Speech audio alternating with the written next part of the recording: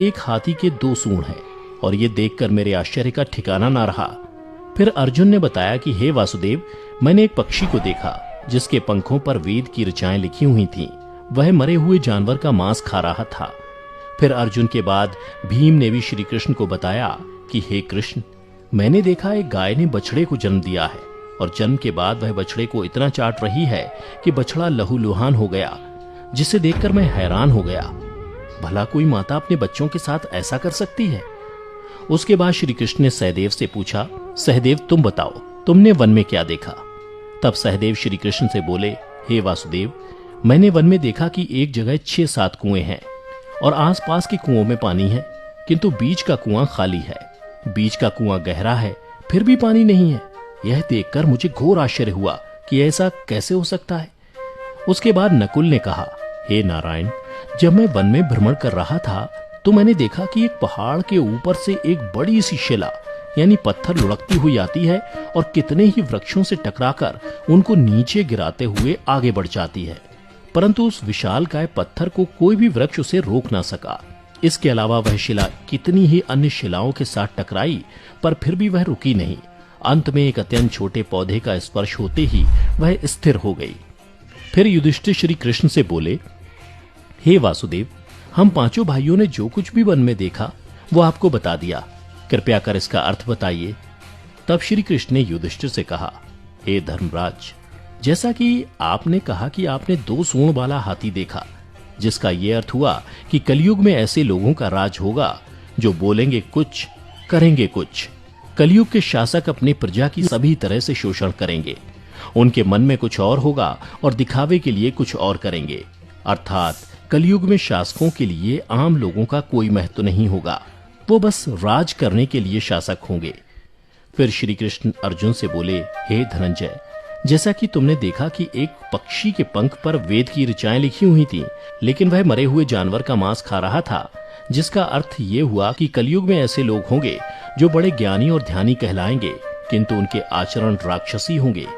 कलयुग में लोग पंडित और विद्वान कहलाएंगे, किंतु यह विचार चलता रहेगा कि कोई मरे और उसकी सारी संपत्ति उसके नाम हो जाए। अर्थात कलयुग के मनुष्य धन और संपत्ति के लोभी होंगे, भले ही उनके पास कितना ही ज्ञान क्यों ना हो।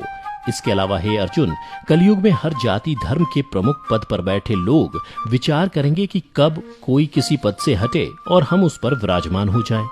कलयुग में ऐसे लोगों की संख्या बहुतायत होगी, कोई कोई विरला ही संत पुरुष होगा।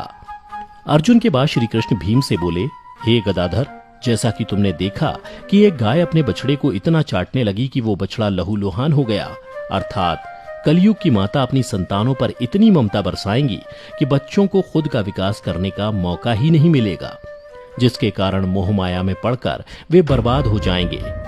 इसके अलावा किसी का बेटा घर छोड़कर साधु बनेगा तो हजारों व्यक्ति दर्शन करेंगे, किंतु जब मनुष्य का अपना बेटा साधु बनेगा तो रोएंगे कि मेरे बेटे का क्या होगा। इतनी सारी ममता होगी कि उसे मोह माया और परिवार में ही बांध कर रखेंगे और उसका जीवन वहीं खत्म हो जाएगा। अंत में बेचारा अनाथ होकर मरेगा। भीम जब श्री कृष्ण के जवाब से संतुष्ट हो गए, तब भगवान श्री कृष्ण ने सहदेव से कहा, सहदेव, जैसा कि तुमने बताया कि तुमने वन में 5-7 भरे कुओं के बीच एक कुआं एकदम खाली देखा, जिसका अर्थ ये हुआ कि कलयुग में पैसे वाले अर्थात धनी लोग अपने पुत्र पुत्री के विवाह में या फिर आलीशान भवन बनाने में लाखों रुपए खर्च कर देंगे, परंतु उनके पड़ोस में ही यदि कोई भूखा प्यासा मर रहा होगा तो वह उसकी कोई सहायता नहीं करेंगे। भले ही उनका अपना ही सगा भूख से मर जाएगा, लेकिन वो देखते रहेंगे। इसके अलावा कलयुग में मनुष्य मदिरा, मांस, भक्षण, सुंदरता और व्यसन में पैसे उड़ा देंगे, किंतु किसी के 2 आंसू पोंछने में उनकी रुचि ना होगी। हे सहदेव, मेरे कहने का तात्पर्य यह है कि कलयुग में अन्न के भंडार होंगे, लेकिन लोग भूख से मरेंगे। सामने महलों बंगलों में ऐशो आराम चल रहे होंगे, लेकिन पास की झोपड़ी में आदमी भूख से मर जाएगा। एक ही जगह पर असमानता अपने चरम पर होगी। श्री कृष्ण की बातें सुनकर सहदेव को सारी बातें समझ में आ गईं।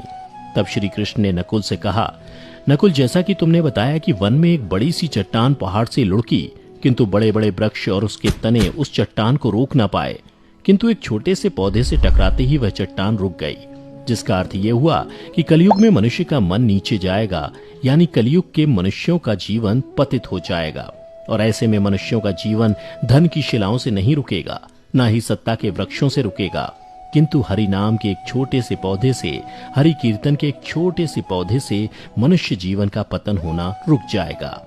अर्थात कलयुग में भी जो मनुष्य धन के लोभ को छोड़कर हरि नाम का जप करेगा उसे कोई कष्ट नहीं होगा और मृत्यु के बाद उसे परमेश्वर अर्थात मेरे चरणों में जगह मिलेगी। तो मित्रों, आपने देखा होगा कि आज श्री कृष्ण द्वारा बताई गई ये सारी बातें सच में घटित हो रही हैं। इसलिए मनुष्यों को चाहिए कि कलयुग में वह धर्म का पालन करें और श्री हरि नाम का भजन करें तो उसका जीवन सफल हो जाएगा। तो मित्रों, उम्मीद करता हूं कि आपको श्री कृष्ण द्वारा कलयुग के बारे में बताई गई ये कड़वी सच्चाई जरूर पसंद आई होगी।